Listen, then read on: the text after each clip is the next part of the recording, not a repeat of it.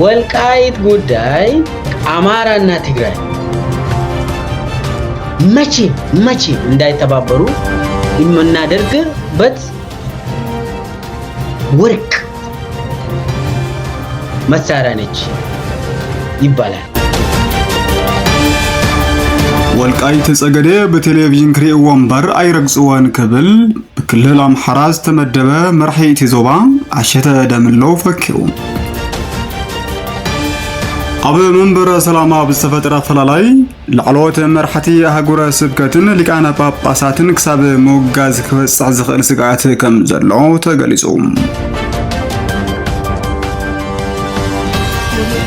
ኢትዮጵያ ግብጽ ትኸበነላ ክትብል ከሲሳ ሰላምን ጥዕናን ንዓኹም ፍትዋት ስድራ ሮራ እንሆ ማይ ዘይት ዓመት ኩስ ሓበሬታ ዝዕለት ካብ መባእታም ክሳብ መወዳእታ መደብና ሓቢርኩምና ክትጸንሑ ዕድመናዩ ሰናይ ምክትታል። ወልቃይት ጸገዴ በቴሌቪዥን ክሪእ ወንበር አይረግጽወን ክብል በክልል አምሓራ ዝተመደበ መርሒት ዞባ አይተ አሸተ ደምለው ፈኪሩ ፒኤልኤፍ እና የሱ ተላላኪ ባንዳዎች እና ባዳዎች ወልቃይት ጸገዴ ብዙ መልኩ ይመኟታል። ከዚህ በኋላ ግን አያገኙት። እቲ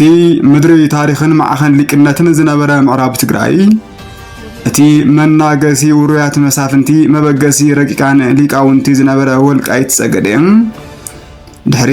ብምኒልክ ናብ ጎንደር ሙሳዱ ብጃንሆይ ናብ ሰሜን ምፍራዱ ብዘበን ደርግን ወያነን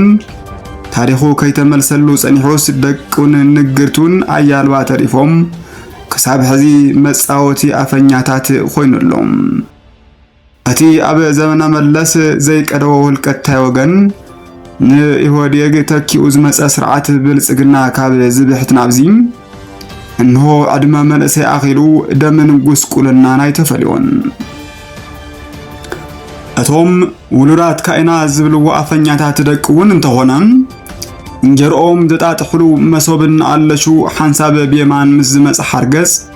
ሓንሳብ ብጸጋም ምስ ዞፈረ ገበል እናተጻመዱ አሰር መሰደሩ የናግዕወሎም ትማሊ አብ ስነ ስርዓት ምረቃ ዘብዕተ ከዘ ተባሂሎም ዝጽውዑ ዕጡቃት ምዕራብ ዝተረኸቡ ለዓሎት መርሓቲት ዞባም አይተ አሸተ ደምለውን ኮሎኔል ደመቀ ዘውዱን በብተርኦም በሰራዊት ምክልኻል ሀገር ኢትዮጵያ ዝግበረሎም ዘቋርጽ ደገፍን ተፈናቀልቲ ናብቲ ዞባ ከይምለሱ ዝግበር ዘሎ ሽርሕን አንቲዖም ተዛሪቦም ሓላፊ ጸጥታ ዞባ ኮሎኔል ደመቀ ዘውዱ ሰራዊት ዘብዕተ ከዘ በምሉእ ድጋፍ ሰራዊት ምክልኻል ኢትዮጵያ ከም ዝሰልጠነ ብሪሁም መከላከያ ከጎናችን ሆኖ እየደገፈን ባለበት አይተ አሸተ ደምለው ብግድኡም ተጋሩ ንምዕራብ ትግራይ አማዓዲዮም በቴሌቪዥን ክሪእዋ ወይ ውን ክበግዋን ተዘይኮይኑ በአካል ከም ዘይረግጽዋ ፈኪሩ ፒኤልኤፍ እና የሱ ተላላኪ ባንዳዎች እና ባዳዎች ወልቃይት ጸገዴ ብዙ መልኩ ይመኟታል። ከዚህ በኋላ ግን አያገኙት። በቴሌቪዥን መስኮት ብቻ ያያታል እንጂ ተከዜ ተሻግሮ ወልቃይት ጸገዴ ምድር መርገጥ አይቻልም። እሱን የያዛችሁት ህብረት ይዛችሁ ትዋጋላችሁ። የሐሳብ ትጥቁ ይቀጥላል ማለት ነው። አብ መንበረ ሰላማ ብዝተፈጠረ ፈላላይ ለዓሎት መርሓቲ አህጉረ ስብከትን ሊቃነ ጳጳሳትን ክሳብ መውጋዝ ክበጽሕ ዝኽእል ስጋት ከም ዘሎም ተገሊጹ። ካብ ምሳኻ ምስ ሰይጣን ይሕሸና ተባሂሉ ዝተገለለ ህዝብ ትግራይ አያ ከይስን አበው ክንኾነ ካይሎም ዝተጠረፉ አበው ሊቃነ ጳጳሳትን ንሶም ዝቐብእዎም ጳጳሳትን ዝመስረትዎ መንበረ ሰላማ አብ ምስረትኡ ብዙሓት ተጋሩ ንኹልና ዝሓቁፍ ዓንዲ በመባል ተስፋን ቢሮምሉ ነይሮም። ክርስቲያናዊ ትካል መንበረ ሰላማ ለዓለዋይ ቤተ ክህነት ትግራይ አብ ፈታን እዋን ዝተመስረተም ብዙሕ ምድላው ዘይተገብረሉን ብተገፍዖ ዝተኣከበን እኳ እንተኾነ ዝተበተኑ አባግዕ ክእክብ ዝተገፍዑ ከጽንዓንዕ በብዙሓት ተስፋ ተገይረሉ ዝነበረ ትካል እዩ። ድሕሪ ውድብ ህወሓት አብ ክልተ ምግማዓ ግን ኩለን ትካላት ትግራይ አብ ከክልተ ተገምዓሞ እዚ ሕማቕ ናብ መንፈሳዊ ትካል መንበረ ሰላማ ወንልሕሑ ካብ ጽባዕ ምፍንጫል ህወሓት ጀሚሩ ምግምማዕ ከም ዝጀመረም ሰብ ውሻጠ ክዛረቡ ጸኒሖም እዮም። ዝጸንሐ ብልሹ ኣሰራርሓ ብዘመድ ኣዝማድ ምስራሕን ግቦ ምቕባልን ከም ዘሎም ኣብቲ ትካል ብዘለው ላዕለዎት መራሕትን ካብቲ ትካል ብዝተገለሉ ዲያቆናትን ከይተረፈ ይነገረሎም። ነዚ ዝተቃወሙ ድማ ብመጠንቀታን እግደን ይቅጽዑ ከም ዘለው ኣብ ቀረባ ግዜ ንሪኦ ዘለና ቅልዕ ምስጢር ኣደባባዩ እቲ ተጋሩ ክእክብ ተጽቢትን ተስፋን ዝተገብረሉ መንፈሳዊ ትካል ኣብ ከምዝታት ምጥሓሉ ከይኣክል ሎም ቅነ ድማ ላዕለዎት መራሕቲ ትካል ዝኾኑ ኣበው ሊቃነ ጳጳሳት ነንርእሶም ተገማሚዖም ተጎጃጅሎም ይወጋገዙ ከም ዘለው ይስምዓሎም። እቶም የማናይ ኢድ ፖለቲካ ትግራይን አማኻሪ ህወሓትን እናተባሃሉ ዝውቀሱ ሊቀ ጳጳስ ሀገረ ስብከት አውስትራሊያን ኒውዚላንድን ብፁዕ አቡነ ሰላማ ዳግማዊ ኣብ ውሽጢ መንበረ ሰላማ ብዝተፈጠረ ፍልሊ ተጓንዮም ቀንዮም ሰሚዕና ከይዛዘምና ሕዚ ድማ ብፁዕ አቡነ ዮሐንስ ሳልሳዊ ሊቀ ጳጳስ ዘቅዱስ ፍሬምናጦስ አቡነ ሰላማ ከሳተ ብርሃን መንፈሳዊ ኮሌጅን ካቴድራል ደብረ ሰላም ቅዱስ ሚካኤልን ናብ ጎይታና መድኃኒትና ኢየሱስ ክርስቶስ ጥራሕ ንጠምት ኩሉ ድሕሪኡ ኢሎም ምእመናን በመምሃሮም ጥራሕ ኣብ ልዕሊኦም ብዙሓት ኣብታርን ተዓፉ ንርለና ናብ መን ንጠምት ናብ ጎይታ ናብ ኢየሱስ ክርስቶስ ብቻ ንጠምት ብቻ ናው ክንጥምት ተለና መን ርኢ ድንግል ማርያም እግሩ ንሪኣ መን ርኢ ቅዱሳን ቦታት ናብ እግሩ ንርኢ من رئي قدسان ملائكة كبيبهم نرئي ومخبيرهم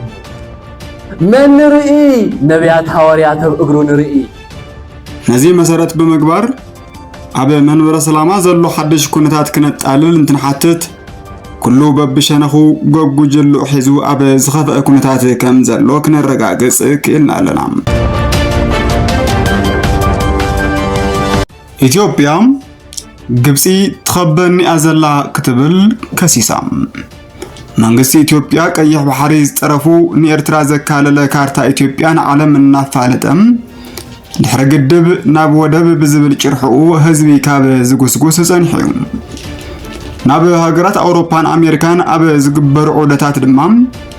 ምስ መርሓታ ሃገራት መኺርና ገዘፍታ ሃገራት ዓለም ንታሪኻዊ ርስቲ ኢትዮጵያውያን ዝኾነ ቀይሕ ባሕሪ ተቐቢሎና እየን ብምባል